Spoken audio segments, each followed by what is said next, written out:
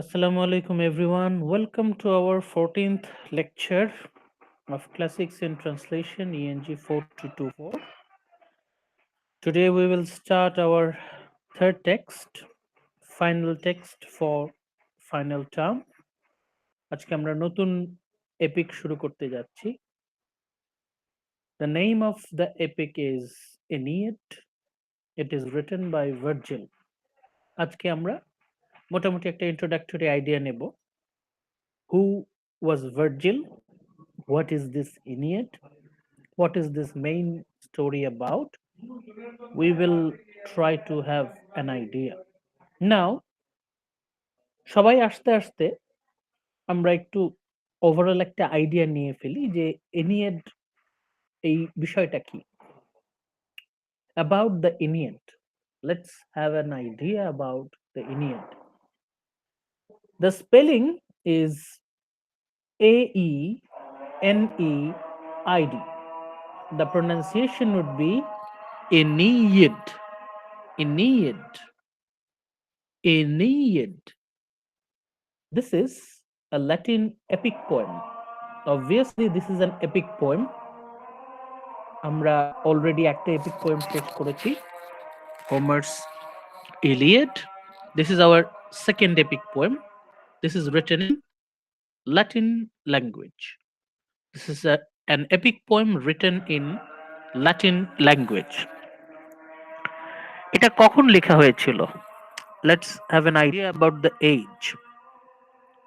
This epic is written by Virgil between 29 and 19 BC.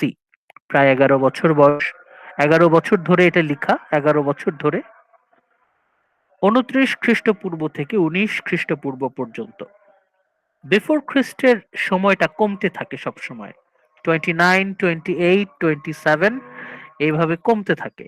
সেই হিসেবে 29 থেকে 19 BC হবে হচ্ছে 11 years. Okay, I'm taking 2 minutes. একটু অপেক্ষা করেন, 2 মিনিট।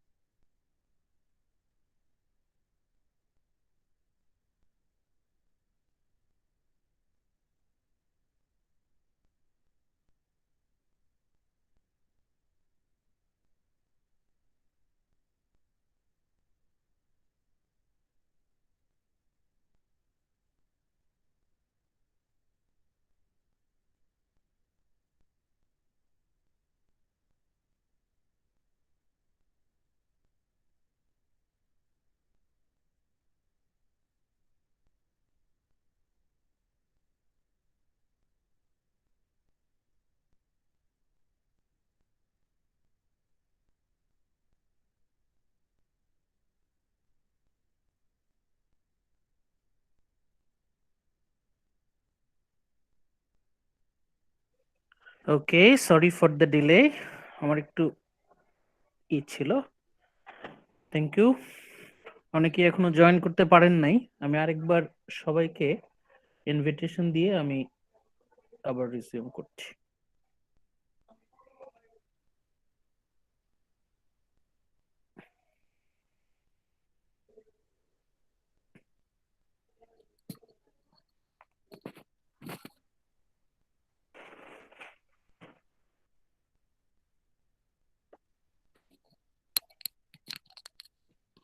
যেটা বলছিলাম, আজকে আমরা নতুন টেক্সট শুরু করছি। গত ক্লাসে আমরা Aeschylus's Agamemnon, a classic drama play শেষ করেছি। আজকে আমরা আমাদের নতুন টেক্সট অ্যান্ড অ্যানাদার এপিক, আরেকটা মহাকাব্য আমরা আজকে শুরু করছি।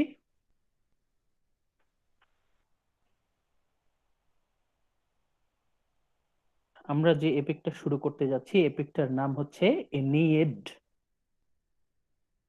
মিডের আগে আমরা যে এপিকটা পড়েছিলাম সেটার নাম হচ্ছে ইলিয়াড। ইলিয়াড। আর ভার্জিলের এপিকটার নাম হচ্ছে এনিয়েড।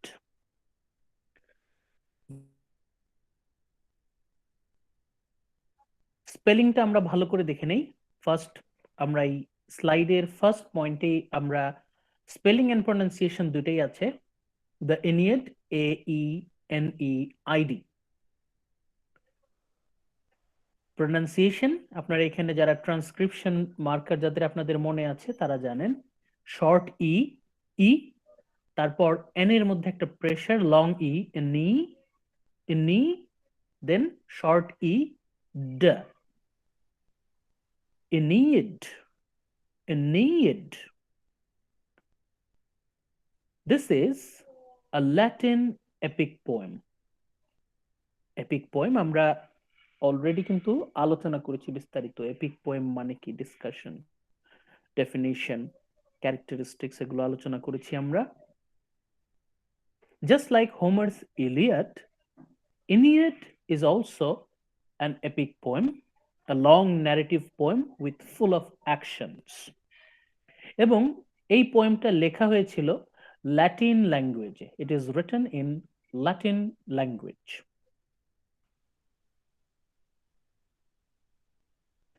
This famous epic is written by Virgil. লিখেছেন ভার্জিল, VIRGIL, ভার্জিল। কখন লেখা হয়েছিল এই এপিকটি? It was written between 29 and 19 BC, যীশু খ্রিস্ট জন্মগ্রহণ করার 29 বছর আগে লেখা শুরু হয় এবং শেষ হয় যীশু খ্রিস্ট জন্মগ্রহণ করার 19 বছর আগে। 29 BC থেকে 19 BC, 29 খ্রিস্টপূর্ব থেকে 19 খ্রিস্টপূর্ব। তার মানে এখন আমরা আছি 2020 সালে। 2020-এর সাথে আরো যোগ করবেন 29, তার মানে 2049 বছর আগে, প্রায় 2050 বছর আগে এটা লেখা শুরু হয়েছিল এবং প্রায় 2040 বছর আগে এর লেখা শেষ হয়। তাহলে আমরা ক্যালকুলেশন করে দেখতে পাই, যেহেতু খ্রিস্টপূর্বের সালগুলো কমতে থাকে, বেশি থেকে কমতে থাকে, খ্রিস্টাব্দ বাড়তে থাকে আস্তে আস্তে, আর খ্রিস্টপূর্ব সাল কমতে থাকে, সেই হিসেবে 29 BC আস্তে আস্তে 29, 28, 26 এইভাবে কমতে কমতে যদি আমরা 19 পর্যন্ত গুনি তাহলে আমরা 11 বছর পাবো। মানে এই এপিকটা লিখতে 11 বছর সময় লেগেছিল। এখন কথা হচ্ছে, হোয়াট ইজ দ্য ফোকাস? এই যে এপিকটা লেখা হলো, এই এপিকের বিষয়বস্তু কি? What is the focus of this epic? Highlight করেছি, আপনারা দেখতে পাচ্ছেন? Please respond. আপনারা কি দেখতে পাচ্ছেন? জি sir. About the এনিয়েড।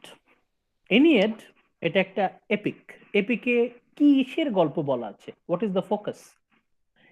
Aeneid is a Latin epic poem that tells the legendary story of Aeneas. Aeneid হচ্ছে এনিয়াসের গল্প, স্টোরি অফ এনিয়াস।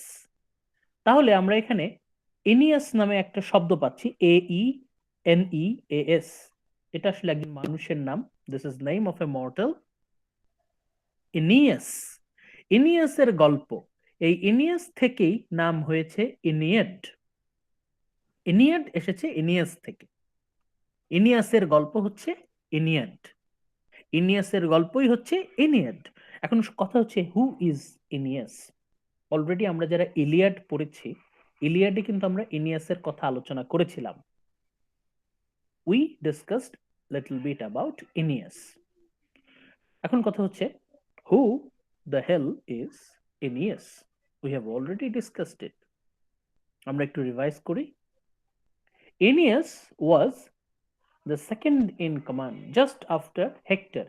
হেক্টরের পরপরই সবচেয়ে গুরুত্বপূর্ণ সেনাপতি ছিল ইনিয়াস।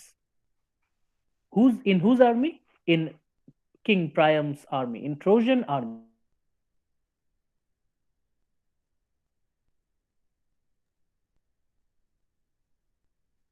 Aeneas is a Trojan, Troy নগরীর বাসিন্দা, Trojan who traveled to Italy.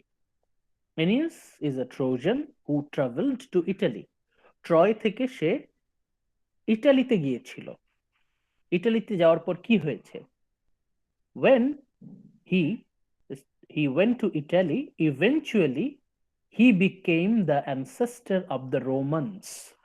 এই যে রোমান জাতি, রোমান এম্পায়ার, রোমান সিভিলাইজেশন, রোমানদেরকে বলা হয় পৃথিবীর শ্রেষ্ঠ জাতিদের মধ্যে অন্যতম। এই রোমানদের আদি পিতা বলা হয় ইনিয়াসকে। এই ইনিয়াসের বংশধরেরাই পরবর্তীতে রোমান হিসেবে স্বীকৃতি প্রাপ্ত হয়। তাহলে আমাদের এই এপিকের বিষয়বস্তু কি? The central focus of the epic Aeneid, Virgil's epic Aeneid, is this is a legendary story. This is the legendary story of Aeneas, a Trojan who traveled to Italy. Troy নগরীর একজন মানুষ, সে কোনো একটা কারণে বাধ্য হয়েছিল ইটালিতে চলে যেতে। Where in Italy Aeneas became the ancestor of the Romans. Aeneas ইটালিতে গিয়ে রোমান সিভিলাইজেশনের ফাউন্ডেশন এস্টাবলিশ করেন। স্যার, ইনিয়াস যে রোমানে ট্রাভেল করেছে, তো ওটা কি ওনাকে এক্সাইল করা হয়েছিল নাকি নিজের ইচ্ছায়? বা এটা আমরা আস্তে আস্তে জানতে পারবো, ধীরে ধীরে আমরা ধীরে ধীরে জানতে পারবো হোয়াট ওয়াজ দ্য রিজন, কেন একজন ট্রোজান ইতালিতে চলে যেতে বাধ্য হলো। Size, let's look at the size. ভার্জিলের এনিয়েড, এই এপিক সাইজ কতখানি? It comprises 9896 lines. এই এপিকে, এই মহাকাব্যে লাইন আছে টোটাল 9896টি।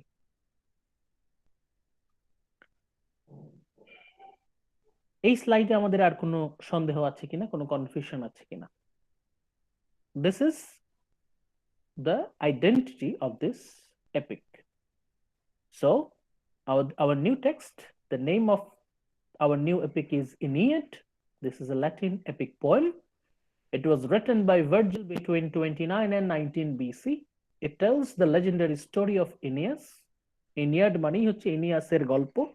ইনিয়াসকে একজন ট্রোজান, যে ইতালিতে গিয়েছিল এবং ইতালিতে গিয়ে সে রোমান সাম্রাজ্যের ভিত্তি প্রস্তর স্থাপন করে। আমাদের এই এপিকে টোটাল লাইন আছে 9896টি।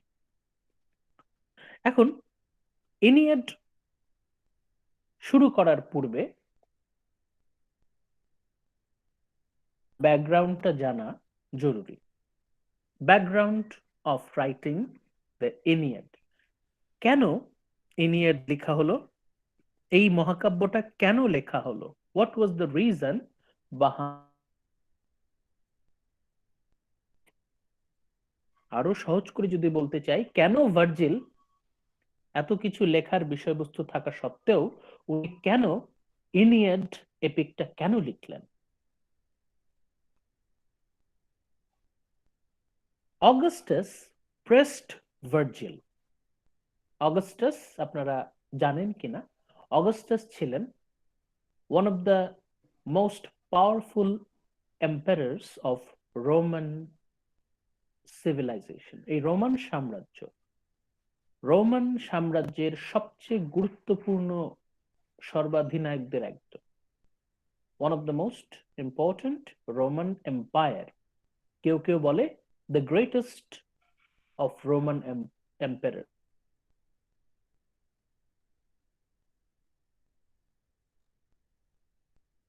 Augustus, the most powerful Roman emperor, he pressed, উনি জোর করেছিলেন, Augustus pressed Virgil, Augustus pressed Virgil, Augustus ভার্জিলকে লিখতে বাধ্য করেছেন, লিখতে চাপ দিয়েছিলেন।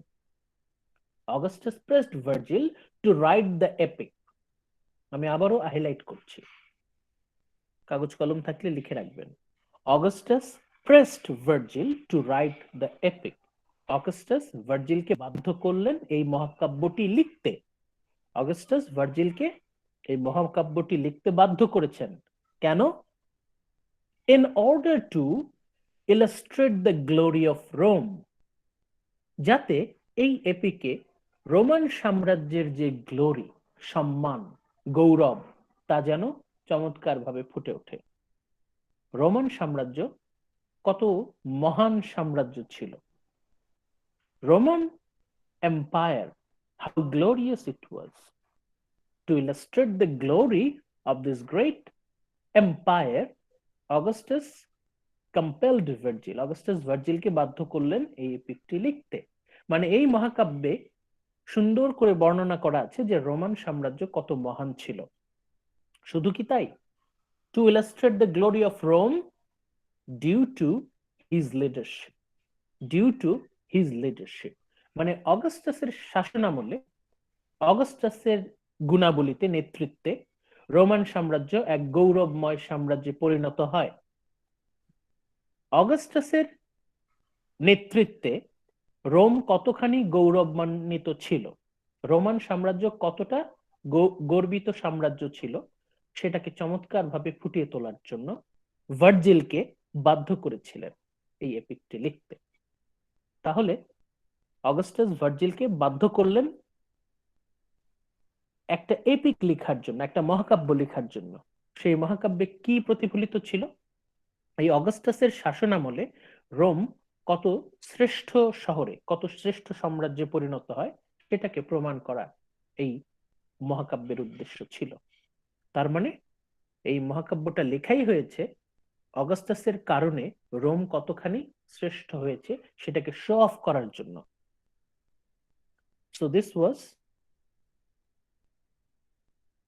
একে রাজনৈতিক উদ্দেশ্যে কিন্তু ব্যবহার করা হয়েছে। Although, যদিও, Virgil was proud that Augustus believed he could complete this task.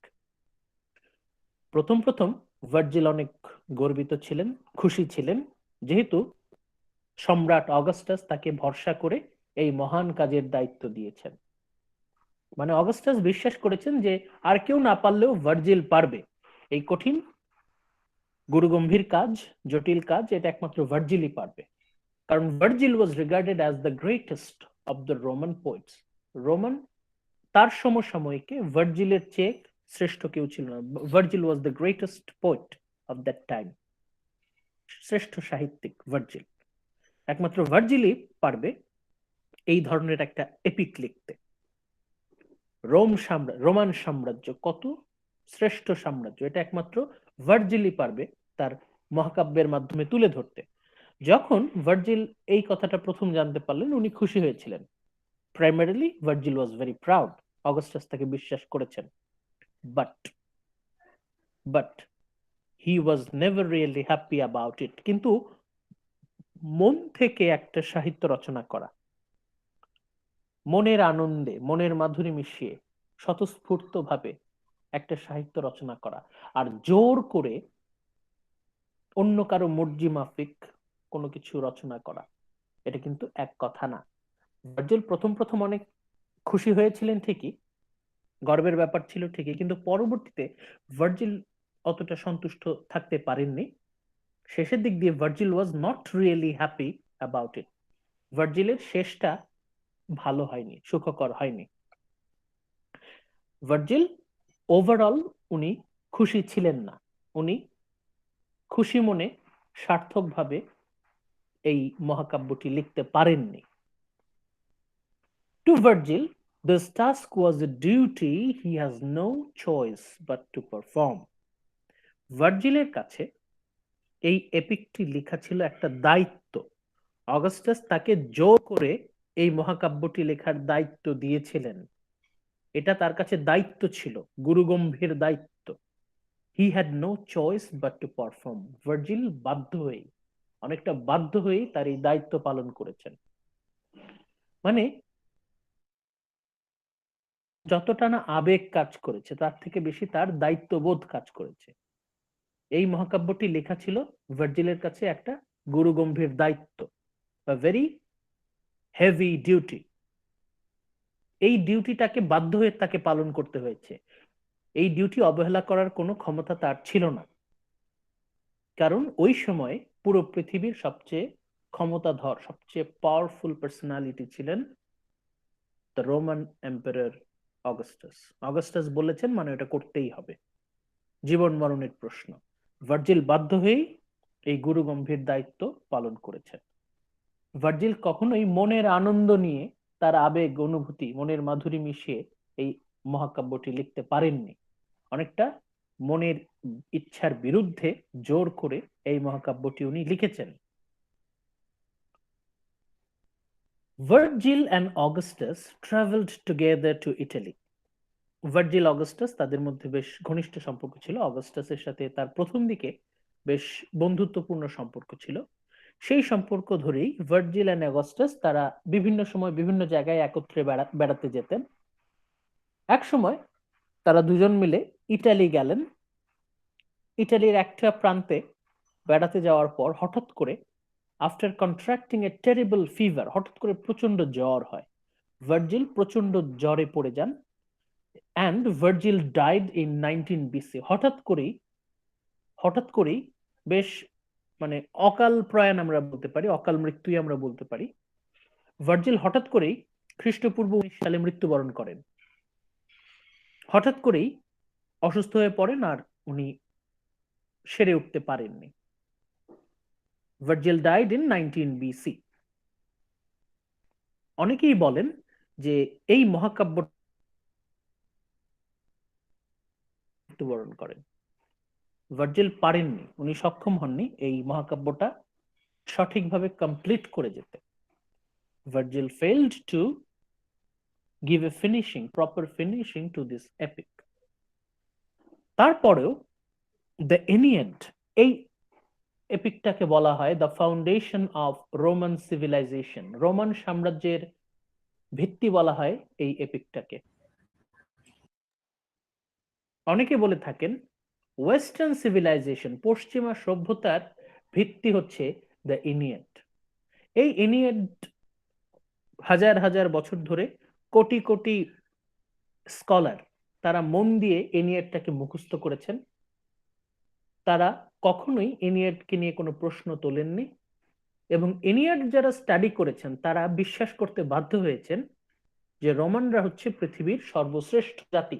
তাদের মতো এত চমৎকার, এত ভদ্র, এত সুশীল, এত আধুনিক জাতি কখনো কোনোদিন ছিল না, কোনোদিন হবেও না। এনিয়াড পড়তে গিয়ে পাঠকদের মাথার মধ্যে প্রায় ঢুকে যায়। The readers are almost brainwashed to believe that the Romans are the greatest nations of all time. রোমানরা সবচেয়ে শ্রেষ্ঠ জাতি। এই রোমানদের থেকেই তো পশ্চিমা জাতিগুলো, বিশেষ করে যারা ফর্সা ইউরোপীয়, আমাদের এখনো আমাদের মধ্যে পশ্চিমা যারা ফর্সা, তাদের প্রতি একটা দুর্বলতা কাজ করে। এই দুর্বলতা যদি আমরা রুট খুঁজি তাহলে আমরা পাবো এনিয়েড হচ্ছে অন্যতম একটা কারণ। এই যে আমরা পশ্চিমাদের প্রতি দুর্বল, এর পেছনে একটা গুরুত্বপূর্ণ সূত্র হচ্ছে দ্য ইনিয়েড। এই ইনিয়েড হাজার হাজার বছর ধরে আমাদেরকে পশ্চিমাদের দাস বানিয়ে রেখেছে, মানসিক দাস। এনিয়েটকে বলা হয় the foundation of western civilization. ছোট্ট একটা বই, ছোট্ট একটা মহাকাব্য, কিন্তু এটা বিশাল বিশাল প্রভাব বিস্তার করেছে। সাম সে, কেউ কেউ বলেন, কারো কারো মতে, Virgil had requested his executor various to destroy the masterpiece. Virgil যখন বুঝতে পারলেন যে উনি খুব তাড়াতাড়ি মৃত্যুবরণ করবেন, উনি আর বেশি দিন বাঁচতে পারবেন না, তখন ভার্জিল তার খুব কাছের একজন কর্মচারী, তার খুব স্নেহের একজন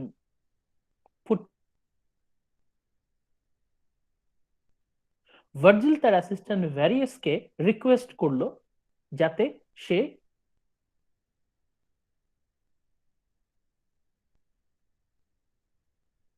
পায়।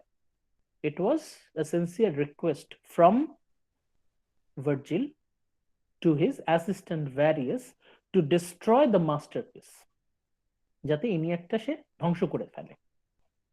কেন? ফিলিং অ্যাজ দো ইট ওয়াজ ইনকমপ্লিট। প্রথমত এটা ইনকমপ্লিট, উনি শেষ করে যেতে পারবেন না। ভার্জিল উনি বুঝতে পেরেছিলেন যে এই মহাকাব্যটা শেষ করে দেওয়া তার পক্ষে সম্ভব না। অ্যান্ড নিডেড ফার্দার এডিটিং, এটা আরো প্রচুর পরিমাণে এডিটিং করতে হবে, প্রচুর ভুল আছে, প্রচুর ত্রুটি আছে, এটাকে আরো পলিশ করতে হবে, আরো কারেকশন করতে হবে, এটা আরো অনেক এডিটিং করতে হবে। এটা ইনকমপ্লিট, এটা এইভাবে মানুষের কাছে দেয়া যাবে না। Full of errors, full of ইনকনসিস্টেন্সিস, অনেক ভুল ত্রুটি আছে। ভার্জিল অনেক রিকোয়েস্ট করেছিলেন যে এটা আসলে প্রকাশ করার যোগ্য না, এটা ধ্বংস করে ফেলে যেন।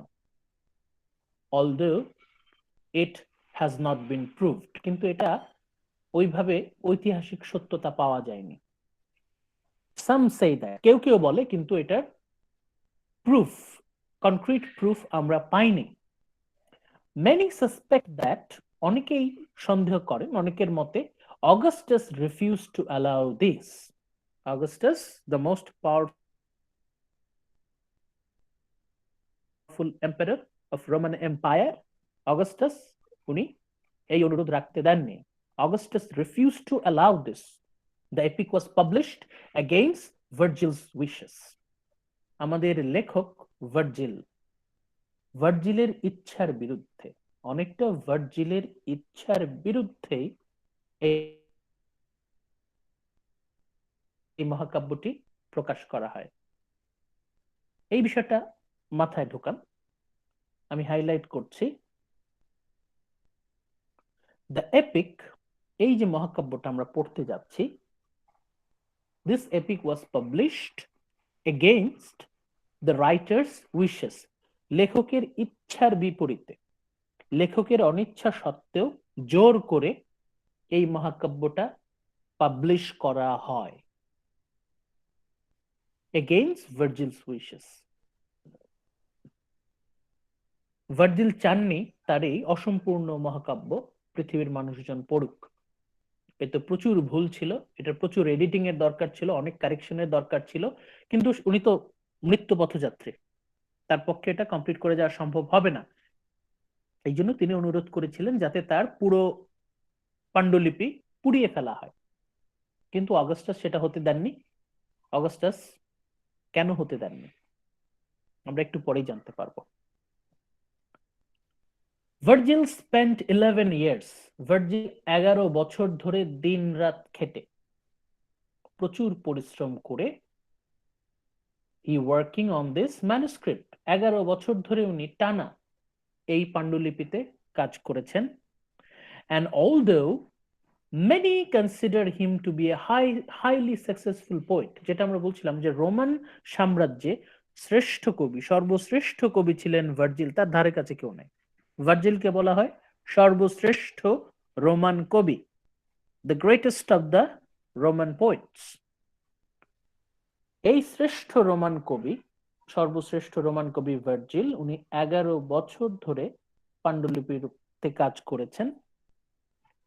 কিন্তু many modern critics, অনেক আধুনিক সমালোচক, সাহিত্য সমালোচক, they accuse him of borrowing heavily from Homer, কিন্তু ভার্জিলের একটা সমালোচনা হচ্ছে উনি হোমার থেকে হোমার থেকে প্রচুর পরিমাণে কপি করেছেন, ধার করেছেন, বড় করেছেন।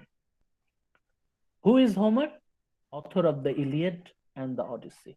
আমরা মিডের আগে যে ইলিয়াড পড়েছি, আমরা সেই ইলিয়াডের সাথে আমাদের এই নতুন এপিক ইনিয়াডের অনেক মিল পাবো। কনফিউজড হয়ে যাবেন না। মিডের আগে আমরা পড়েছি ইলিয়াড, মিডের পরে আমরা পড়ছি ইনিয়াড। ইলিয়াড, ইনিয়াড। ইনিয়াড পড়তে গিয়ে আপনারা ইলিয়াডের অনেক রেফারেন্স পাবেন, অনেক মিল পাবেন। ভার্জিলের রাইটিং স্টাইলের সাথে হোমারের অনেক মিল আমরা পাবো। এমনকি ইনিয়াডের স্ট্রাকচারের সাথেও আমরা ইলিয়াডের মিল পাবো। মিলটা এতটাই বেশি, এই জন্য অনেকে বলেন যে Virgil borrowed heavily from Homer. Homer থেকে উনি অনেক বেশি ধার করেছেন। এনিয়াডের টোটাল চ্যাপ্টার হচ্ছে 12টা চ্যাপ্টার, টোটাল 12 বুকস, 12 চ্যাপ্টার্স। প্রথম 6টা চ্যাপ্টার ভার্জিল বড় করেছেন অডিসি থেকে, হোমারের অডিসি থেকে। আর পরের 6টা চ্যাপ্টার উনি বড় করেছেন ইলিয়াড থেকে। এখন আমরা র্যাপ আপ করছি যে কেন ভার্জিল ইনিয়াড লিখেছিলেন, কেন অগাস্টাস জোর করে, প্রেশার দিয়ে, অনেকটা জোর করেই ভার্জিলের অনেকটা মানে ইচ্ছার বিরুদ্ধেই তাকে জোর করে কেন এই মহাকাব্যটা লিখিয়ে নিলেন। Why did Virgil write the Aeneid? কেন ভার্জিল এই মহাকাব্যটা লিখতে বাধ্য হলেন? Number 1, to write a Roman epic. রোমানদের জন্য একটা মহাকাব্য লিখতে হবে। একটা জাতির সংস্কৃতিতে যদি একটি মহাকাব্য থাকে,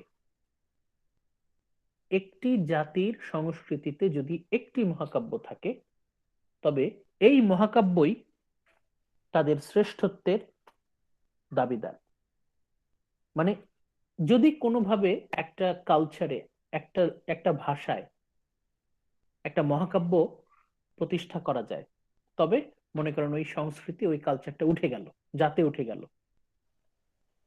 রোমান সংস্কৃতির রোমান সংস্কৃতির যে এত জয় জয়কার, এত এত খ্যাতি, এই খ্যাতির পিছনে সবচেয়ে গুরুত্বপূর্ণ ভূমিকা রেখেছে এই মহাকাব্যটি।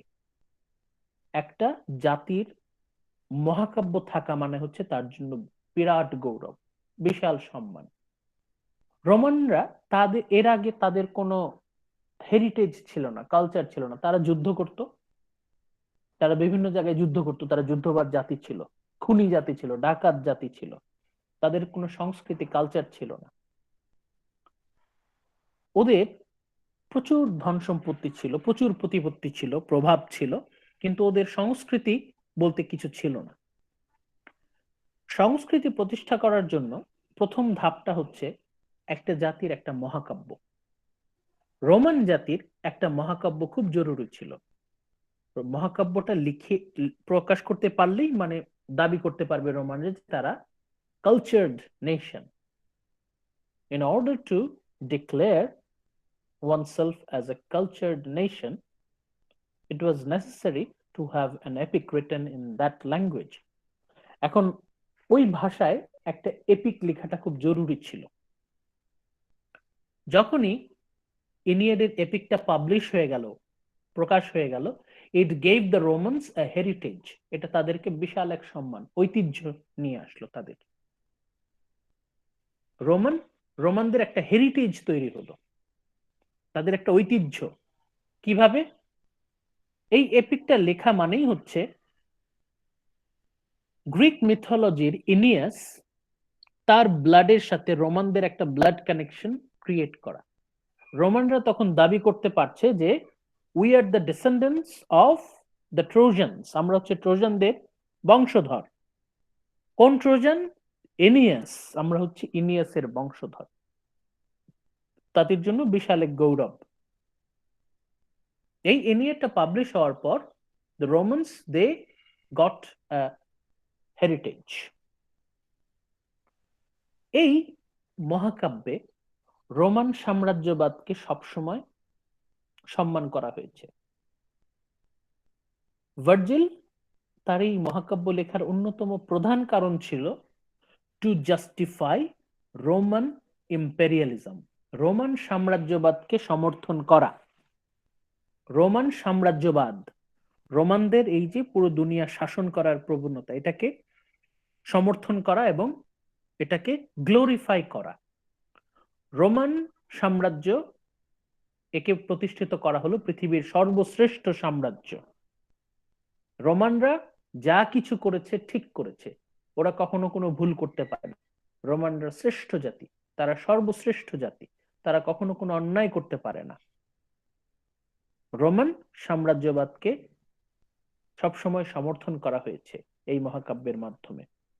এই মহাকাব্যের মাধ্যমে পাঠকদের একদম ব্রেনের ভিতরে ব্রেন ওয়াশ করে ঢুকিয়ে দেওয়া হচ্ছে যে রোমান সাম্রাজ্যবাদের চেয়ে শ্রেষ্ঠ কোনো কিছু পৃথিবীর ভাগ্যে কখনো ঘটেনি, ঘটবেও না। To justify Roman imperialism. এর পরের কারণ to show the gods favoured Rome.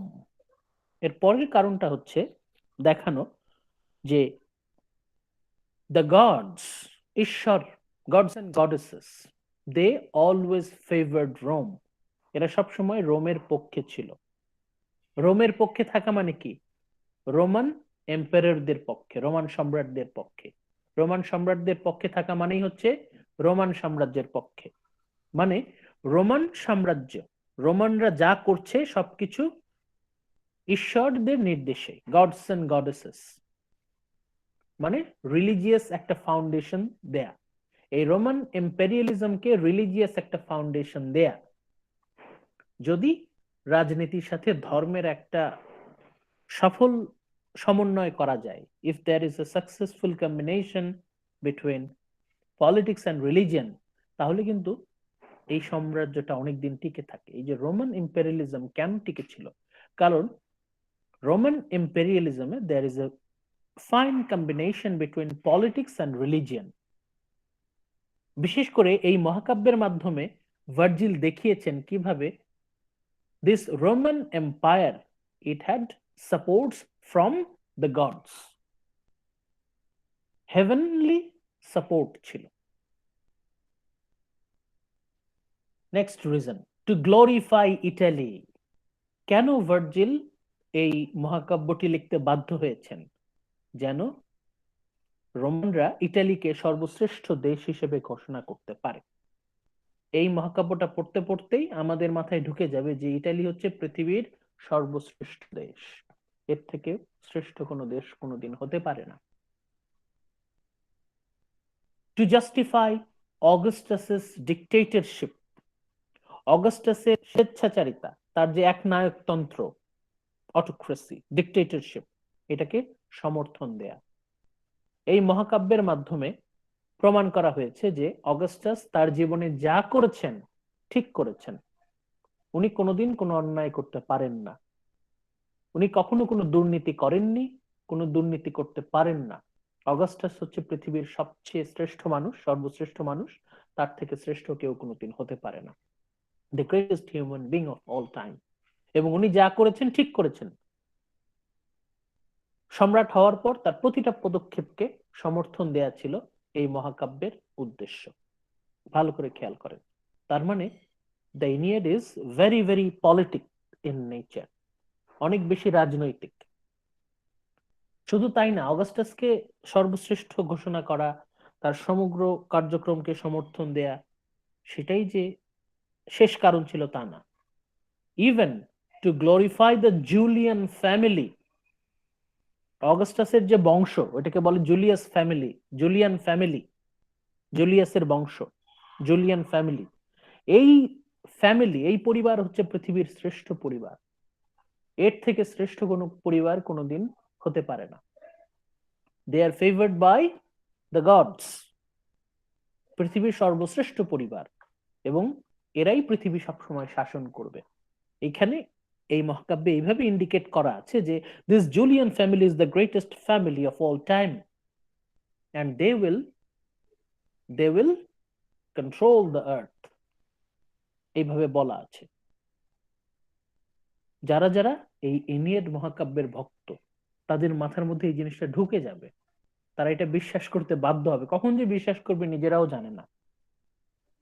Augustus, তাকে সর্বশ্রেষ্ঠ মানুষ হিসেবে ঘোষণা করা হয়েছে, তার সমস্ত কর্মকাণ্ডকে সমর্থন দেয়া হয়েছে এবং তার পরিবারকে শ্রেষ্ঠ পরিবার হিসেবে উল্লেখ করা হয়েছে।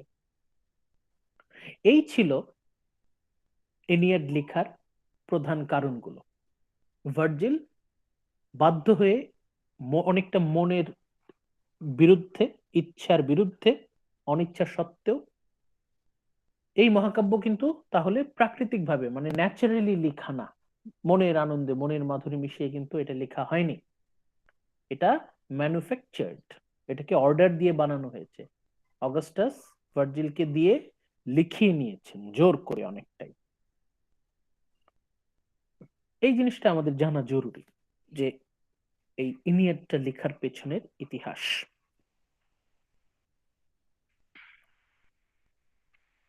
ওকে, এখন আমরা কাহিনীটা সম্পর্কে একটু ধারণা নিব, যে হোয়াট হ্যাপেন্স, কি ঘটে এই মহাকাব্যে। আমরা তো অলরেডি বুঝতে পারলাম যে এটা অনেক বেশি রাজনৈতিক, ফুল অফ পলিটিক্যাল এজেন্ডাস। এটা কিন্তু মাথায় রাখতে হবে, খুব সাবধান থাকতে হবে, থাকতে হবে।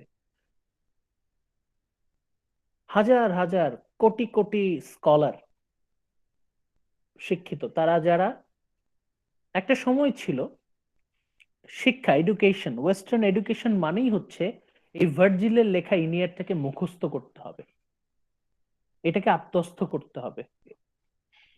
এই এনিয়াডকে নিয়ে প্রশ্ন করার কোনো অধিকার কারো ছিল না, এটাকে মেনে নিতে হবে সবার। অগাস্টাস এটা এমন একটা সিস্টেম বিশ্বাস করতে হবে। অনেকে বলেন যে এটা বাইবেলের থেকেও বেশি গুরুত্বপূর্ণ ছিল স্কলারদের কাছে, বাইবেলের থেকেও বেশি গুরুত্বপূর্ণ ছিল।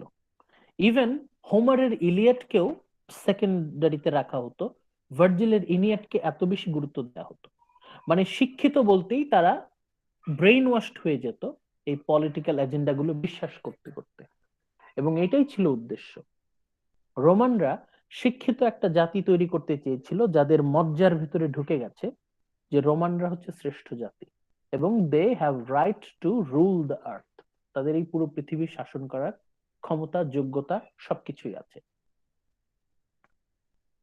এবং এইটার প্রভাব এখনো আছে। ভার্জিলস এনিয়াড, এটাকে বলা হয় one of the most influential text in human history.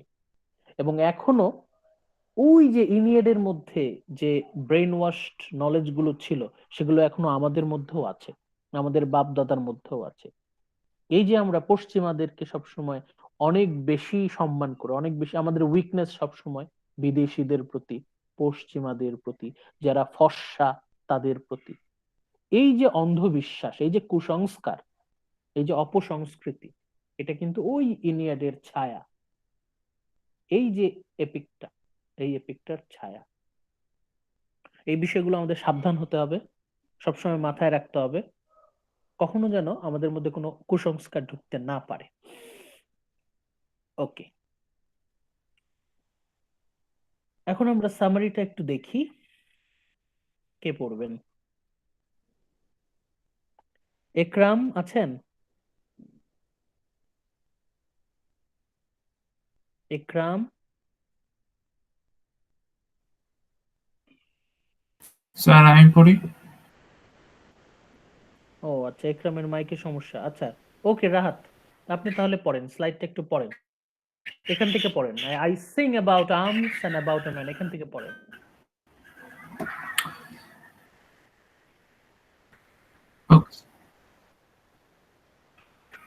দেখতে পাচ্ছেন না? As Virgil's story begins, Aeneas and the আচ্ছা, জি স্যার আমি তো পড়ছি। Aeneas and the Trojan survivors have been sailing for several years, trying to find their new home, Italy. The goddess Juno doesn't want them to reach Italy, so she arranges for a huge storm to hurt Aeneas' ships. Luckily for Aeneas, Neptune stops the war storm and Aeneas' ship wash up on the shore of Africa. His friends are sad because they have been sailing for so many years and have experienced so much misfortune. It is helpful to compare Aeneas' situation to a long Aeneas, kite trip.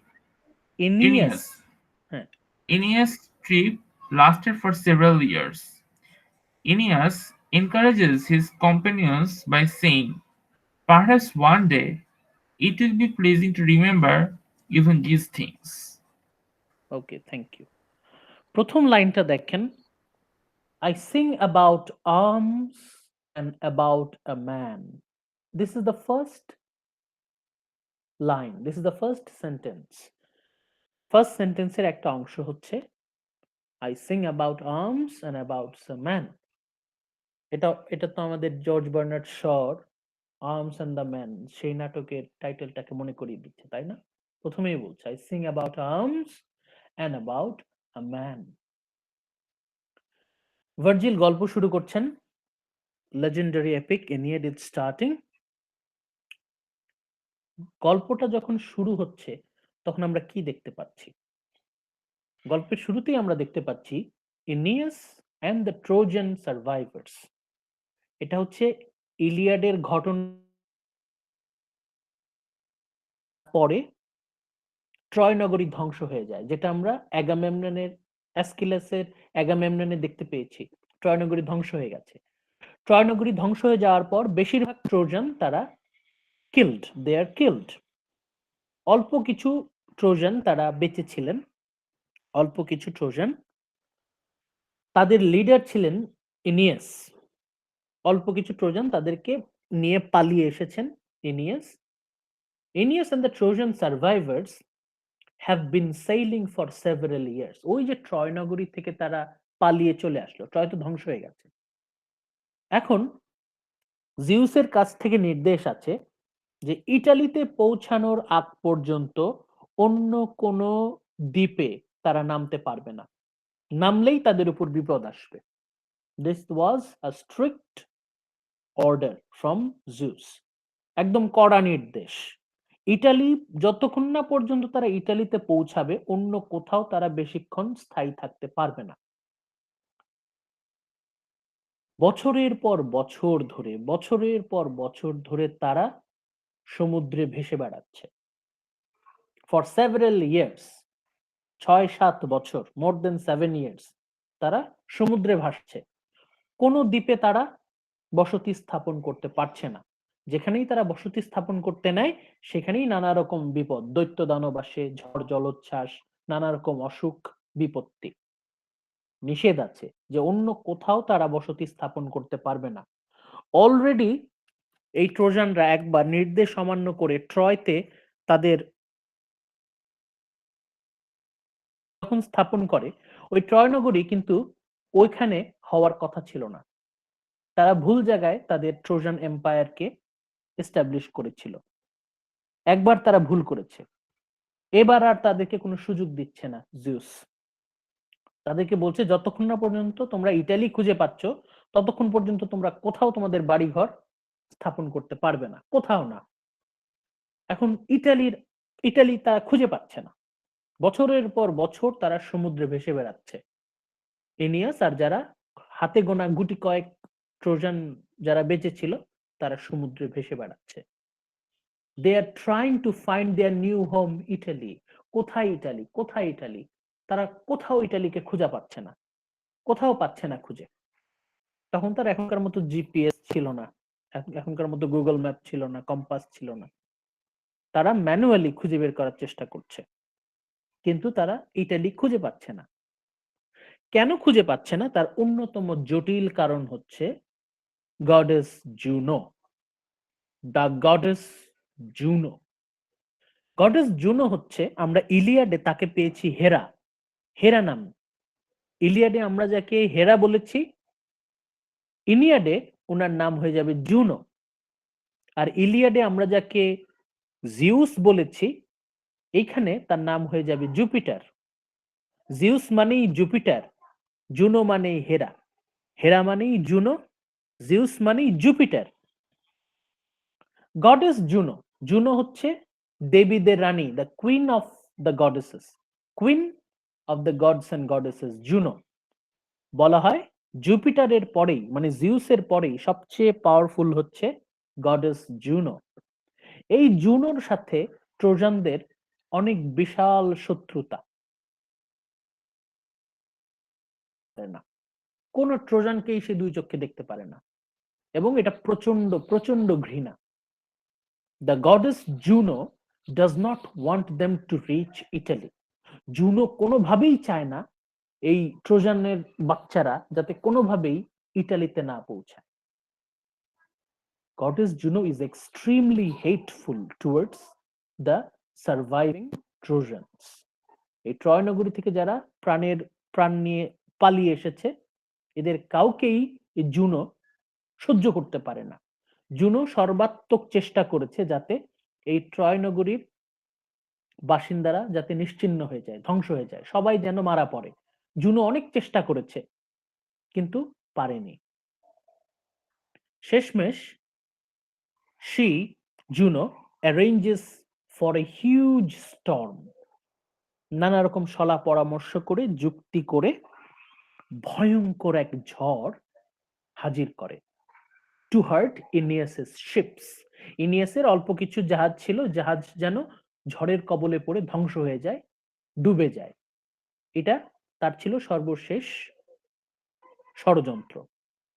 কিন্তু ইনিয়াস ছিল অনেক অনেক বেশি lucky, very very lucky. বলা হয় one of the luckiest heroes of Roman mythology. রোমান রূপকথায় সবচেয়ে মানে লাক যার বেশি, ইনিয়াস হচ্ছে সবচেয়ে বেশি ভাগ্যবান, সবচেয়ে ভাগ্যবান হিরো ইনিয়াস। লাকিলি ফর ইনিয়াস এত ভয়ঙ্কর একটা ঝড় জুনো পাঠালো, তারপরেও কেন বেঁচে গেল? Neptune stops the storm. এই জুনো যে ভয়ঙ্কর ঝড়টাকে হাজির করলো, এটা ছিল ইট ওয়াজ নট অ্যালাউড, এটা ছিল ষড়যন্ত্র, এবং এই ষড়যন্ত্রটাকে নস্যাৎ করে দেয় হচ্ছে Neptune. Who is this Neptune? এই নেপচুন হচ্ছে সমুদ্রের দেবতা, পোসাইডন আমরা যাকে বলি, পোসাইডন নামে আপনারা যাকে চেনেন। ইলিয়াডে আমরা যাকে পোসাইডন বলেছি, সেই পোসাইডন, পোসাইডন ইজ নেপচুন। এই নেপচুন এসে এই জুনো যে ঝড়টা বাঁধিয়েছিল, ঝড়টাকে ঠান্ডা করে দিল। কেন ঠান্ডা করে দিল? কারণ জুনো যেখানে ঝড় তুলেছিল ওটা হচ্ছে নেপচুনের রাজত্ব, নেপচুনের রাজত্বে জুনো ঝড় তুলেছিল, এই জন্য নেপচুন ঝড়টা থামিয়ে দিয়েছে। অ্যান্ড ইনিয়াসের যে জাহাজগুলো ছিল, অল্প কয়েকটা জাহাজ, washed up on the shore to Africa. তারা কোনো মতে প্রাণ নিয়ে আফ্রিকার যে সমুদ্র তীরে, আফ্রিকা মহাদেশের লিবিয়ার কাছাকাছি, লিবিয়া এখন যে লিবিয়া দেশটা আছে, সেই লিবিয়ার কাছাকাছি সমুদ্রের পাড়ে তারা কোনোভাবে প্রাণ নিয়ে বাঁচে। তাদের যাওয়ার কথা ছিল ইটালি, মানে অপোজিট। তারা চলে আসলো বাধ্য হয়ে কোথায়? আফ্রিকা। এমনই ভয়ঙ্কর ঝড় যে যাওয়ার কথা ছিল ইটালি, তারা আফ্রিকায় চলে আসলো। চিন্তা করেন কি ভয়ঙ্কর ঝড়। হিজ ফ্রেন্ডস আর স্যাড। ইনিয়াসের সাথে যারা আছে, তার বন্ধু বান্ধবরা যারা অল্প কিছু বেঁচে ছিল, ট্রোজানরা, দে আর ভেরি স্যাড। তাদের মন খুবই বেদনার্ত, তারা আর কোনোভাবেই নিতে পারছে না, because they have been sailing for so many years. আর কত তারা সমুদ্রে সমুদ্রে ঘুরবে? তারা প্রচন্ড ডিপ্রেসড, প্রচন্ড tired, and have experienced so much misfortune. অনেক সঙ্গী সাথীরা বলল যে আমরা আর পারবো না, এনাফ ইজ এনাফ, আমরা আর সমুদ্রে ফিরতে চাচ্ছি না, আমরা we are pissed of the ocean, আমরা এখন কোনোভাবেই সমুদ্রে যেতে পারছি না। তারা বিরক্ত, শ্রান্ত, ক্লান্ত। এনিয়াস তারপরেও সবাইকে ইন্সপিরেশন দেওয়ার চেষ্টা করে। Aeneas tries to encourage his companions, মনে অনুপ্রেরণা দেওয়ার চেষ্টা করে। ইনিয়াস বেশ ভালো একজন লিডার, আমরা তাকে ভালো একজন লিডার হিসেবে পাবো। ইনিয়াস সবাইকে তখন অনুপ্রেরণা দেওয়ার চেষ্টা করে। পারহ্যাপস ওয়ান ডে, একদিন, it will be pleasing to remember even this things. সবাইকে অনুপ্রেরণা দিচ্ছে যে একদিন আমরা আমাদের এই দুর্দশা মনে করেও আমরা আনন্দ পাবো। সবাইকে মানে উৎসাহ দেওয়ার চেষ্টা করছে যে কেউ যেন ভেঙে না পড়ে। এখন আপনাদের সামনে একটা ছবি আছে, ছবি দেখতে পাচ্ছেন? An image, photo. Yes, sir. এখানে দেখতে পাচ্ছেন একটা ছোট্ট ছেলে আছে, একটা সৈনিক, সোলজার, হেলমেট পরা।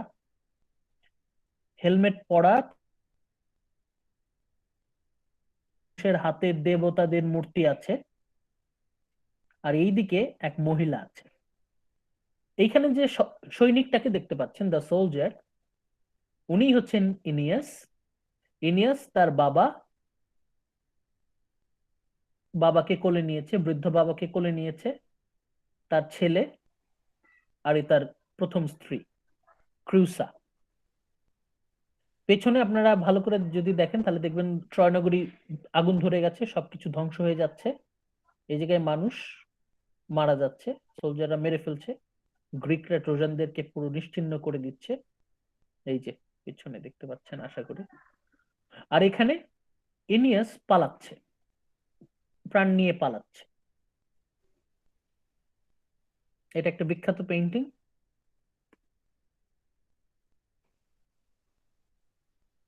Let's go to our summary 2।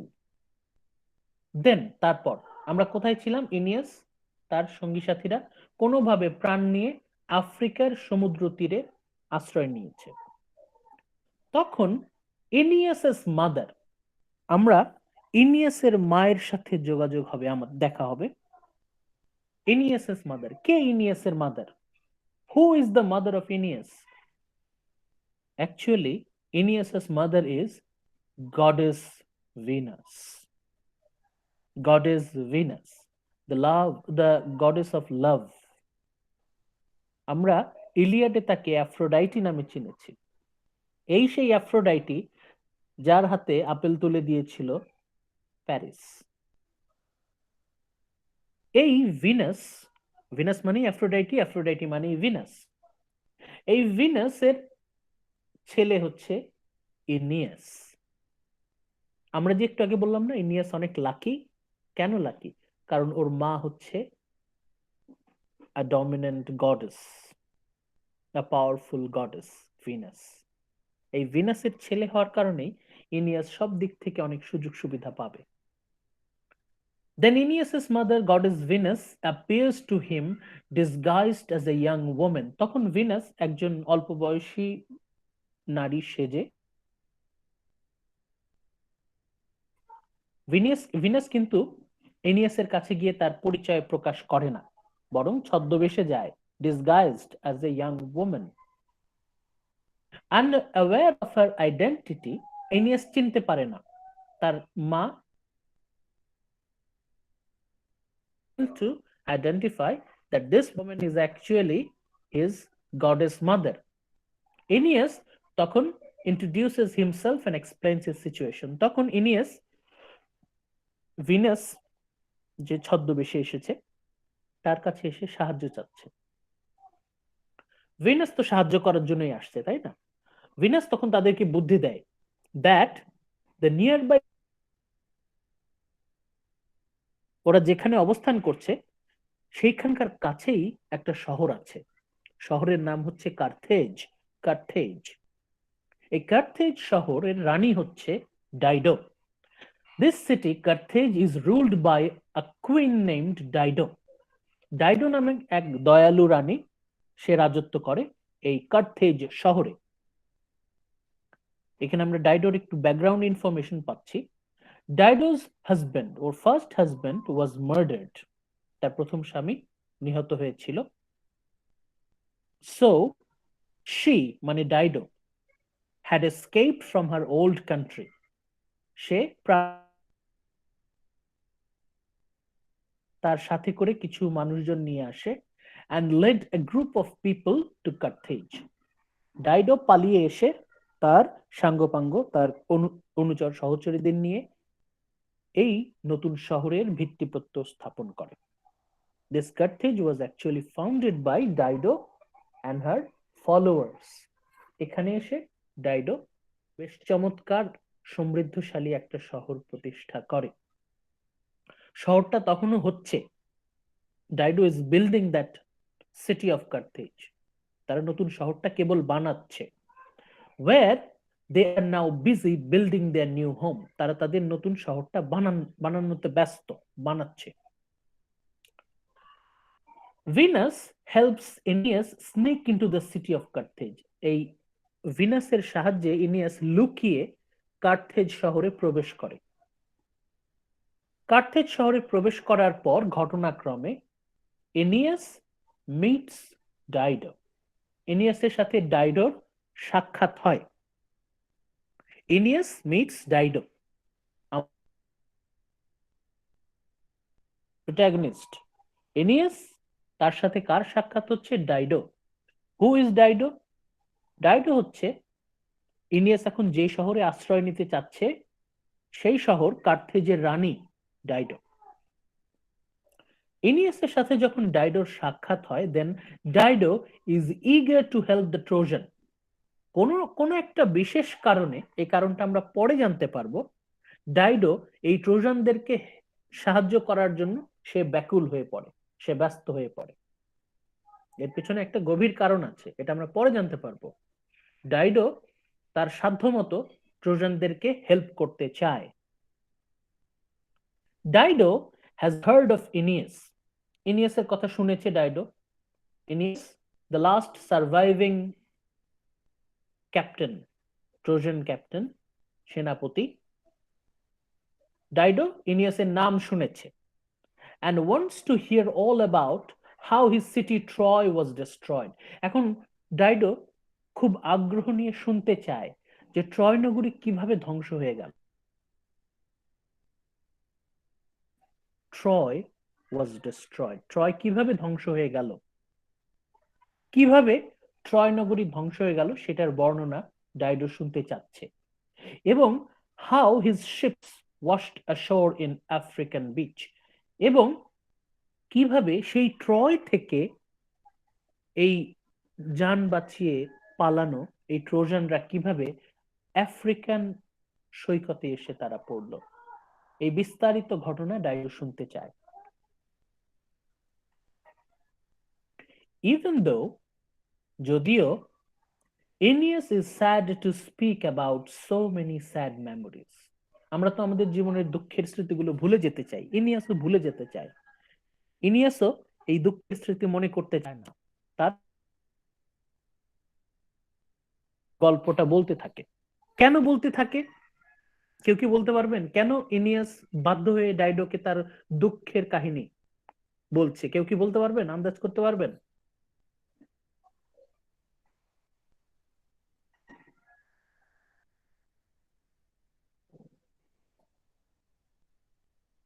Rahat, Ishtiaq বলতে পারবেন? সুমাইয়া, একরাম? Yes sir. বলেন তো কেন তার দুঃখের কাহিনী, ইনিয়াস তার দুঃখের গল্প কেন ডাইডোকে বলতে চাচ্ছে? আন্দাজ করতে পারেন?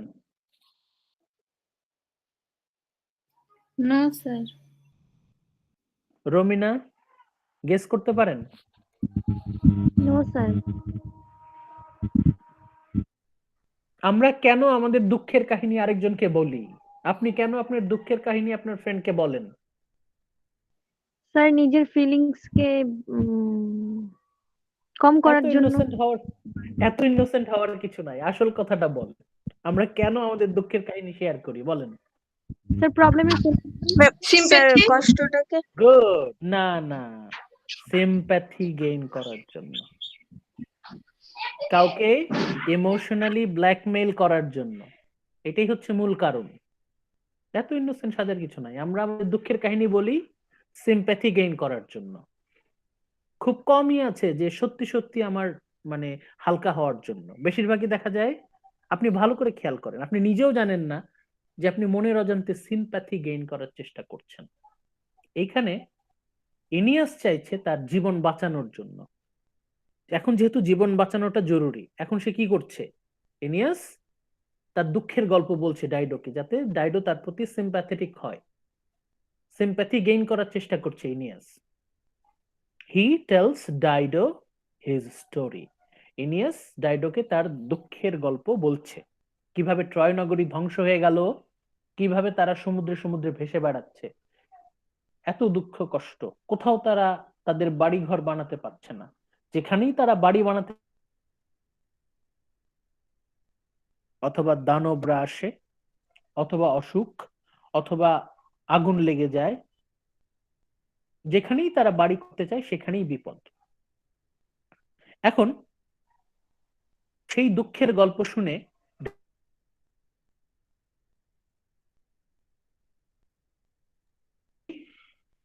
উইক হয়ে যায়। ইনিয়াস গল্প বলছে, হি টেলস হার, ইনিয়াস ডাইডোকে বলছে, the Greeks had attacked Troy, গ্রিকরা ট্রয় নগরী আক্রমণ করেছিল, যেটার গল্প আমরা ইলিয়াডে পড়েছি, and that both armies had fought bravely in the Trojan War for many years। আমরা জানি 10 বছর, 10 বছর ধরে ট্রোজানদের সাথে গ্রিকদের যুদ্ধ হয়। দুই দলই শক্তিশালী, কেউ কেউ পেরে ওঠে না, কেউ কাউকে হারাতে পারছে না, না গ্রিকরা পারছে ট্রোজানদের ধ্বংস করতে, না ট্রোজানরা পারছে গ্রিকদেরকে তাড়িয়ে দিতে। ফাইনালি আমরা জানি অডিসিউসের বুদ্ধিতে দ্য গ্রিকস ওয়ান দ্য ওয়ার, গ্রিকরা সেই অন দ্য ট্রোজান একটা চালাকি করে, গ্রিকরা একটা চালাকি করে ট্রোজানদের সাথে। কি সেই চালাকি? দে বিল্ট আ জায়ান্ট উডেন হর্স, তারা বিশাল এক কাঠের ঘোড়া বানায়, ভেতরে ফাঁপা, ভেতরে ওরা সৈন্য লুকিয়ে রাখে, বিশাল একটা ঘোড়া, ভেতরে তারা সৈন্য লুকিয়ে রাখে। দে হিড সাম গ্রিকস ইন ইটস বেলি and placed it outside the gates of Troy, এবং ট্রয় নগরীর সামনে তারা সেই বিশাল কাঠের ঘোড়াটাকে স্থাপন করে। pretended to sail away, তারপর গ্রিকরা ভান করলো যাতে তারা পালিয়ে যাচ্ছে, গ্রিকরা অভিনয় করলো যে তারা ভয়ে পালিয়ে যাচ্ছে, অথচ এইদিকে ট্রোজান হর্সের ভিতরে কিন্তু কিছু গ্রিক সৈন্য লুকিয়ে আছে। মানে এটা একটা চালাকি ছিল, to sail away, but they actually hid some soldiers in the belly of the giant wooden horse. ট্রোজানরা যখন দেখলো যে গ্রিকরা পালিয়ে গেছে, ওরা তো এই বিষয়ে খুব বেশি সন্দেহ করলো না, and সমুদ্রের পাড়ে, and thought it was a gift, তারা মনে করলো যে এটা হচ্ছে it was a gift from the Greeks to the gods, এবং এটা হচ্ছে লাকি চার্ম, এটা গুড লাক। ওয়ান্স ট্রোজান, একজন ট্রোজান নাম হচ্ছে লেউকুন, সবাইকে সাবধান করতে চাচ্ছে। লেউকুন সব ট্রোজানদেরকে সাবধান করছে। He thought it must be a trick. Laocoon সব ট্রোজানদেরকে সাবধান করার চেষ্টা করলো যে এটা একটা চালাকি, গ্রিকদের চালাকি। The Greeks cannot be trusted.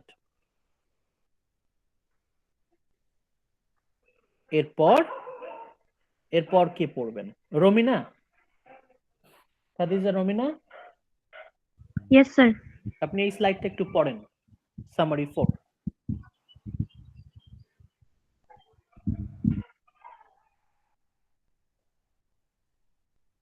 দেখতে পাচ্ছেন না?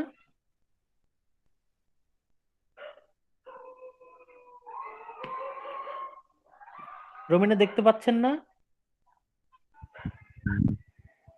Yes, sir, এবার দেখতে পাচ্ছি। হ্যাঁ, একটু পড়েন। স্যার বাট থেকে? হ্যাঁ, But the others did not believe him, and they brought the horse into the city. At night, the Greeks came out of the horse and destroyed Troy. Aeneas led his son and father out of the burning city, and his wife Creusa followed. Creusa got lost, and when Aeneas went back to find her, he found that she had been killed. Her ghost told him that he was destined to go to Italy and begin a new country. She says these things do not happen without the divine will of the gods. So Aeneas sadly left Creusa and fled the city to find his father and son. Then Aeneas told Dido how after fleeing Troy, and he and the other Trojan survivors sailed for many years looking for their new home. They okay, yes, এই পর্যন্ত আমরা থাকি। এই জায়গাটা একটু আগে আমরা ছিলাম লাউকুন। লাউকুন সব গ্রিককে সাবধান করার চেষ্টা করছে, সাবধান, গ্রিকদের বিশ্বাস করা যাবে না, নিশ্চয়ই এটা একটা ষড়যন্ত্র। কিন্তু অন্যরা তাকে বিশ্বাস করতে চায় না। লাউকনের কথা কেউ বিশ্বাস করলো না, ট্রোজানরা কেউ বিশ্বাস করলো না। They brought the horse into the city, তারা সেই বিশাল কাঠের ঘোড়াটাকে বেশ আনন্দ উল্লাসের সাথে শহরের ভেতরে নিয়ে আসলো। আপনারা যারা ট্রয় দেখেছেন বা সিরিজটা দেখেছেন, মুভি দেখেছেন ব্র্যাড পিটের, অথবা সিরিজটা দেখেছেন, তারা জানেন যে কিভাবে আনন্দ উল্লাসের সাথে ঢাকঢোল পিটিয়ে তারা সেই বিশাল ঘোড়াটাকে এই শহরের ভেতরে, ইলিয়ামের ভেতরে নিয়ে আসে।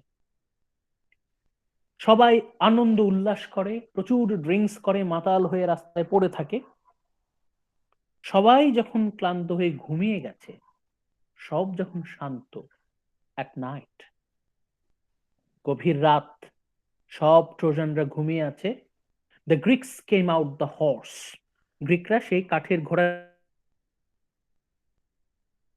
ট্রয়েড, ট্রয়, গ্রিকরা, তারপর আপনারা, তারা দরজা খুলে দেয়, সৈন্যবাহিনী লুকিয়ে থাকে, তারা ভেতরে ঢুকে পড়ে, তারা ট্রয় নগরী একদম মাটির সাথে মিশিয়ে দেয়, নিশ্চিহ্ন করে দেয়। তাদের টার্গেট ছিল একজন ট্রোজানও যেন বেঁচে না থাকে, দ্য হোল ট্রোজান পিপল, একদম তাদেরকে নিশ্চিহ্ন করে দেয়া, ভ্যাঙ্কুইশ করে দেয়া। এমন সময় ইনিয়াস বাধ্য হয়, Aeneas led his son and father out of burning city. তখন ইনিয়াস খুব কষ্ট করে তার, এটার ছবি আমরা একটু আগে দেখালাম আপনাকে, এইভাবে খুব কষ্ট করে পালিয়ে যাওয়ার চেষ্টা করছে। Aeneas led his son and father out of burning city, পুরো শহর ধ্বংস হয়ে যাচ্ছে, কোনো মতে প্রাণ নিয়ে পালাচ্ছে ইনিয়াস, পিঠে করে বাবাকে নিয়ে, হাতে করে ছোট ছেলেটাকে নিয়ে, অ্যান্ড হিজ ওয়াইফ ক্রুসা ফলোড। এখন ওয়াইফ এবং ওয়াইফটা পিছু পিছু আসছে। ক্রুসা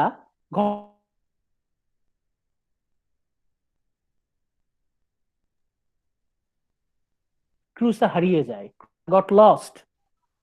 পরবর্তীতে ইনিয়াস যখন আবার পেছনে যায় তার ওয়াইফকে, মানে বাবা আর ছেলেকে কোনো মতে রেখে ইনিয়াস আবার পিছনে যায় তার ওয়াইফকে খুঁজতে, ক্রুসাকে খুঁজতে ইনিয়াস পেছনে যায়। When Aeneas went back to find her, he found that she had been killed. সে দেখে ক্রুসা খুন হয়ে গেছে, ক্রুসা is dead, has been killed. তখন her ghost told him, ক্রুসার ভূত, ক্রুসার আত্মা, অশরীর তার সামনে এসে হাজির হয়, he was destined to go to Italy and begin a new country. ক্রুসার আত্মা তার কাছে এসে বলে যে তুমি ইটালিতে যাও, go to Italy and begin a new country, সেখানে গিয়ে তুমি এই ট্রয় নগরীর থেকেও বহু গুণে উত্তম, চমৎকার একটা শহর তুমি প্রতিষ্ঠা করবে। She said, these things do not happen without the divine will of the gods, যা হচ্ছে ঈশ্বরদের পরামর্শই হচ্ছে, ঈশ্বররা চাচ্ছেন বলেই হচ্ছে। So Aeneas sad সত্ত্বেও ক্রুসাকে ফেলে Aeneas পালিয়ে যায়, fled the city to find his father and son. ওদিকে তো বাবা ছেলেকে রেখে এসেছে, আবার বাবা ছেলের কাছে যায়। Then Aeneas told Dido, তারপর সে ডাইডোকে বলল, how after fleeing Troy, Troy নগরী থেকে পালিয়ে যাওয়ার পর, he and the other Trojan survivors, অল্প কিছু ট্রোজান যারা জীবিত ছিল, they sailed for many years, তারা বহু সমুদ্রে সমুদ্রে ঘুরেছে, looking for their new home, কিন্তু কোথাও তারা তাদের বাড়িঘর তৈরি করতে পারেনি। they had almost reached Italy, তারা প্রায় ইটালি পৌঁছে গিয়েছিল, মানে সেই ফিউচার, তাদের যে future destiny, the destiny of surviving Trojans was in Italy.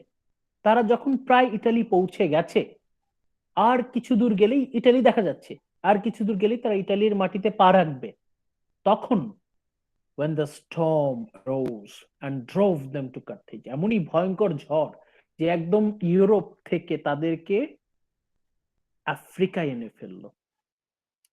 আপনারা ভূমধ্য সাগরের যদি ম্যাপ দেখেন, মেডিটেরিয়ান অপোজিটে সমুদ্রের এই পারে হচ্ছে লিবিয়া, আফ্রিকা। তারা ইটালিতে তুলে এনে আফ্রিকায় এনে ফেললো। কি ভয়ঙ্কর ঝড়! When Aeneas finishes telling his story, এনিয়াসের গল্প বলাও শেষ হলো, ডাইডো তখন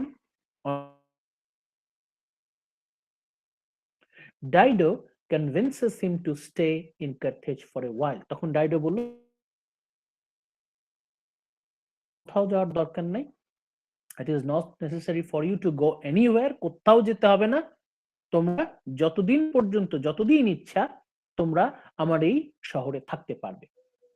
ডিডো বলল যে নো ওয়ারি, হি স্টেজ। ডাইডোর কথা মতো এনিয়াস থাকলো। এখন প্রাণ তো বাঁচাতে হবে, এখন তো তারা কোনোভাবেই, তাদের জাহাজগুলোর অবস্থা খুবই করুণ, জাহাজ তারা চাইলেই আবার ইটালির উদ্দেশ্যে তারা যাত্রা শুরু করতে পারবে না। এনিয়াস বাধ্য হয়েই ডাইডোর শহরে অবস্থান করে, হি স্টেজ, এনিয়াস অবস্থান করে। কিন্তু জিউস এনিয়াসকে বারবার নিষেধ করে দিয়েছে, ইটালি ছাড়া তারা কোথাও যেন না নামে। জিউস তাদেরকে বারবার নিষেধ করেছে।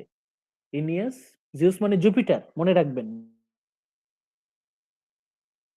জুপিটার এনিয়াসকে বারবার নিষেধ করেছে তারা যেন ইটালি ছাড়া অন্য কোথাও বেশি দিন অবস্থান না করে। সেটা সে ভুলে যায়, এনিয়াস ভুলে যায়। He stays forgetful of his destiny and his duty to sail to Italy. এটা তার দায়িত্ব ছিল ইটালিতে যাওয়া যত দ্রুত সম্ভব এবং ইটালিতে গিয়ে শহর প্রতিষ্ঠা করা। এটা ইনিয়াসের দায়িত্ব ছিল। It was his destiny, his duty to sail to Italy. কিন্তু ইনিয়াস ডাইডোর সাথে এসে ভুলে যায়। Finally, the gods tell him he must leave. পাঠায় যে যাও, এক্ষুনি বলো ওরা যেন কার্থেজ ছেড়ে চলে যায়। কার্থেজ ইজ ডাইডোর সিটি। এই কার্থেজ হচ্ছে ডাইডোর শহর। এখানে ইনিয়াস কি করে? এখানে তো তার কোনো দায়িত্ব নাই। কার্থেজ ইজ ডাইডোর সিটি এন্ড ইনিয়াস শহর প্রতিষ্ঠা করা, সে অন্যের শহরে কি করে? Aeneas has his own land to found. ইটালিতে গিয়ে তার নতুন শহর প্রতিষ্ঠা করতে হবে। এনিয়াস টেলস ডাইডো, এনিয়াস তখন ডাইডোকে বলে, প্রথমে বলতে চায় না, Aeneas tells Dido that he must leave her. এতদিন এর মাঝখানে ডাইডোর সাথে ইনিয়াসের বেশ ঘনিষ্ঠ একটা সম্পর্ক হয় এবং আদিম রীতি অনুযায়ী ন্যাচারাল ল ডাইডোর সাথে ইনিয়াসের বিয়েও হয়, যদিও সেটা আনুষ্ঠানিক বিয়ে না, অনানুষ্ঠানিক বিয়ে, but heaven allowed their union. Dido ইনিয়াসের প্রতি অনেক বেশি দুর্বল হয়ে পড়ে, ইমোশনালি অ্যাটাচড হয়ে পড়ে, অনেক বেশি উইক হয়ে যায় ডাইডো ইনিয়াসের প্রতি। ঠিক সেই মুহূর্তে ইনিয়াস যখন ডাইডোকে বলে যে হি মাস্ট লিভ হার, ইনিয়াস যখন ডাইডোকে বলতে বাধ্য হয় যে তাকে চলে যেতে হবে, he must leave her and his duty to sail to Italy, he must leave her and his duty is to sail to Italy, তাকে ইটালি যেতে হবে। এনিয়াস একদম ডিটারমাইন্ড, সে চলে যাবে। ডাইডো তখন নিতে পারে না, ডাইডোর পক্ষে এটা মেনে নেওয়া অসম্ভব হয়ে পড়ে। ডাইডো ততদিনে অনেক বেশি ভালোবেসে ফেলেছে এনিয়াসকে, অনেক বেশি অ্যাট্রাক্টেড, অনেক বেশি, তাদের ভালোবাসা অনেক বেশি গভীর। ইনিয়াসের না হলেও ডাইডোর ইনিয়াসের প্রতি ভালোবাসা অনেক বেশি গভীর হয়ে যায়। Dido has fallen in love with Aeneas and when he sails away, যখন ইনিয়াস জোর করে চলেই যায়, ডাইডো আর কোনোভাবেই নিজেকে সামলাতে পারে না। She tragically kills herself out of sorrow. Dido কোনোভাবেই নিজেকে আর সামলাতে পারে না। পাশে আপনারা ছবি দেখতে পাচ্ছেন, একটা বিখ্যাত painting, suicide of Dido. Dido Yes, sir. এখানে ডাইডোকে আপনারা দেখতে পাচ্ছেন, ডাইডো আগুনের মধ্যে দাঁড়িয়ে আছে, আগুন জ্বলছে। She tragically kills herself out of sorrow. Dido কোনোভাবেই এটা মেনে নিতে পারে না, ডাইডো আত্মহত্যা করে। এখন এটা নিয়ে আমাদের বিস্তারিত আলোচনা আছে। ইনিয়াস কেন ডাইডোকে ছেড়ে গেল, ডাইডোর সাথে তার সম্পর্কটা এটা কি হওয়া উচিত ছিল কিনা, ডাইডো এই কাজটা কি করলো, এটা নিয়ে আমরা পরবর্তী ক্লাসে আলোচনা করব। এই বিষয়ে আমরা বিস্তারিত আলোচনা করব। আর এখন শুধু আমরা জেনে রাখি যে এনিয়াসের সাথে ডাইডোর একটা সম্পর্ক হয়, এবং এনিয়াস যখন বাধ্য হয় ডাইডোকে ছেড়ে যেতে, তখন ডাইডো এটার মেনে নিতে পারেনি, ডাইডো সুইসাইড করে। Dido committed suicide. Why? Because Aeneas left her. এখন আমরা আপনাদের সুবিধার জন্য, আপনাদের কাহিনীটা বোঝার জন্য আপনাদেরকে একটা ভেরি শর্ট ব্রিফ সামারি আপনাদের জন্য রেডি আছে। আশা করি আপনারা কিছুক্ষণ পরেই দেখতে পাচ্ছেন, দেখতে পাবেন আশা করি।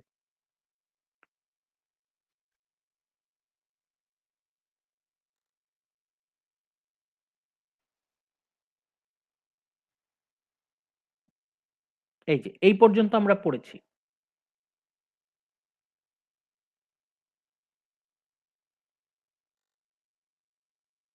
Tragically kills herself out of sorrow.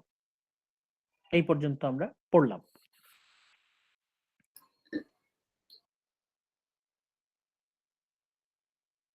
আপনারা কি দেখতে পাচ্ছেন? জি স্যার। আচ্ছা, এখন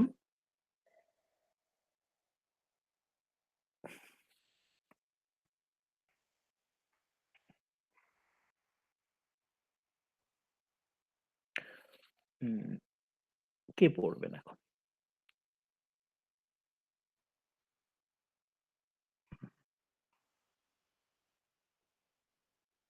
একরাম, মাইক ঠিক হয়েছে আপনার?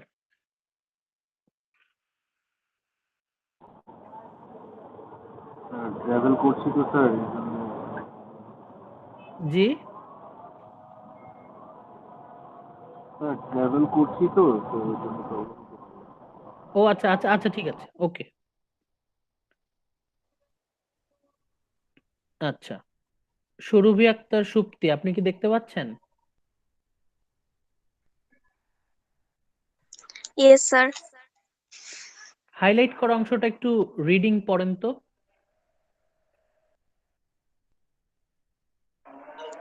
Aeneas reaches Italy, and a prophet called the Sibyl helps him go down in the underworld so that he can speak with his father, who had died before Aeneas reached Carthage. Uh, his father tells him about his descendant, uh, descendant and the future glory of Rome. He noted that Aeneas and his descend, uh, descendants. He noted that Aeneas and his descendants are destined.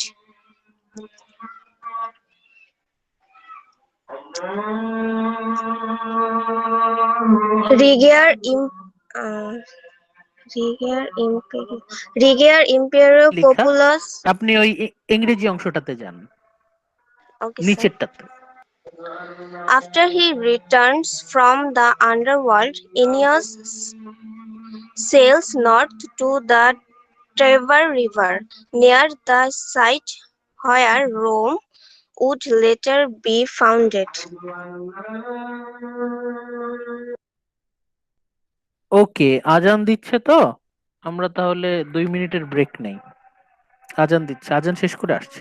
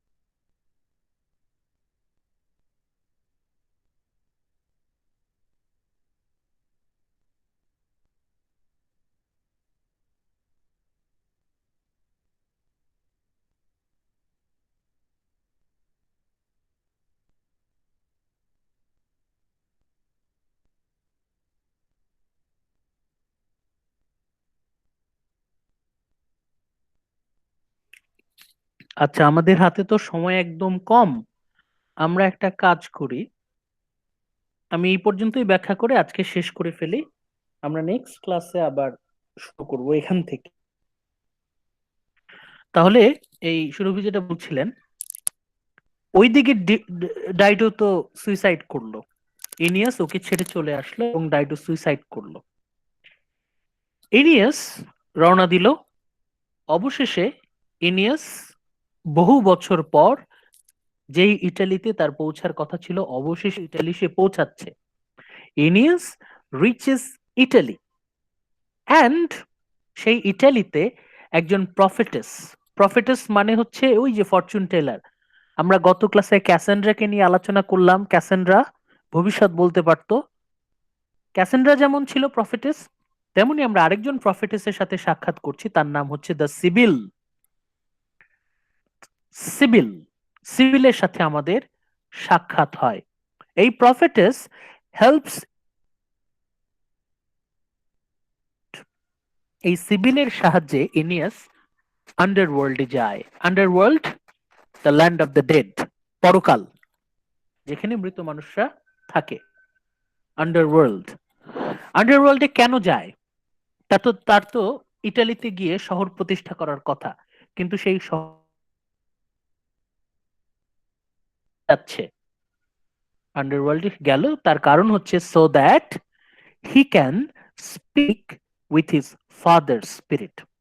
তার বাবা স্বপ্নে এসে তাকে বলেছিল যে ইটালিতে ঢোকার আগে সে যেন আন্ডারওয়ার্ল্ডে আসে। তার বাবা কেন আন্ডারওয়ার্ল্ডে? Because father had died before Aeneas reached Carthage.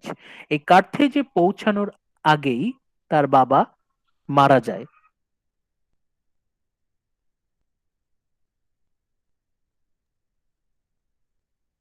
ঘুমের মধ্যে তার বাবার আত্মা এসে তাকে বলে যে সে যেন ইটালিতে ঢোকার আগে আন্ডারওয়ার্ল্ডে আসে। আন্ডারওয়ার্ল্ডে তার বাবার আত্মা তার জন্য অপেক্ষা করছে। এনিয়াস যখন আন্ডারওয়ার্ল্ড একটা লেকচারে, সেখানে ইনিয়াস, his father tells him about his descendants and the future glory of Rome. এনিয়াস যখন আন্ডারওয়ার্ল্ডে যায়, এখানে এনিয়াসের বাবা তাকে দেখায় যে দেখো তোমার বংশধরেরা। এনিয়াসকে দেখানো হয়, এই দেখো এই যে লাইন ধরে দাঁড়িয়ে আছে, এরা সবাই হচ্ছে তোমার বংশধর। এবং তাকে দেখানো হয় ছায়াছবির মতো, সিনেমার মতো, the future glory of Rome.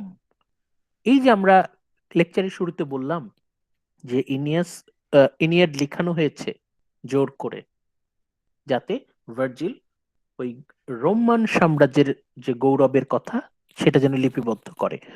তখনকার রোমান সাম্রাজ্য কেমন ছিল এটা এইখানে খুব কৌশলে ভার্জিল ঢুকিয়ে দিয়েছেন। The future glory of Rome, Rome কতটা গৌরবময়, মহান, সেটা এখানে ঢুকিয়ে দিয়েছেন। and he notes that Aeneas and his descendants are destined, এই যে ইটালিয়ান ল্যাটিন ল্যাঙ্গুয়েজে লেখা, এটা তো আমরা বুঝতে পারবো না, তার নিচে ট্রান্সলেশন দেয়া আছে, to rule the people by your command and establish a custom of peace, to spare the fallen and to subdue the proud. মানে ইনিয়াসকে আন্ডারওয়ার্ল্ডে ডেকে নিয়ে দেখাচ্ছে, এই দেখো তোমার ভবিষ্যৎ, তোমার চিন্তার কোনো কারণ, ইউ ডু নট ওয়ারি, তোমার বংশধরেরা শ্রেষ্ঠ বংশধর হবে, তারাই পৃথিবীতে শ্রেষ্ঠ জাতি সৃষ্টি করবে, পৃথিবীর সর্বশ্রেষ্ঠ জাতি রোমান জাতি, এই তোমার বংশধরেরাই এই জাতি। পর্যন্ত থাকুক, আমি নেক্সট ক্লাসে আবার এখান থেকে আমরা শুরু করব। ঠিক আছে, আজকে আর না যাই আজকে। জি স্যার।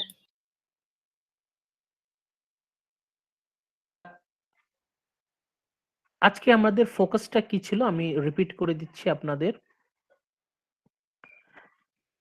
আজকে আমাদের ফোকাস ছিল এই যে ব্যাকগ্রাউন্ড অফ রাইটিং দ্য ইনিয়েট।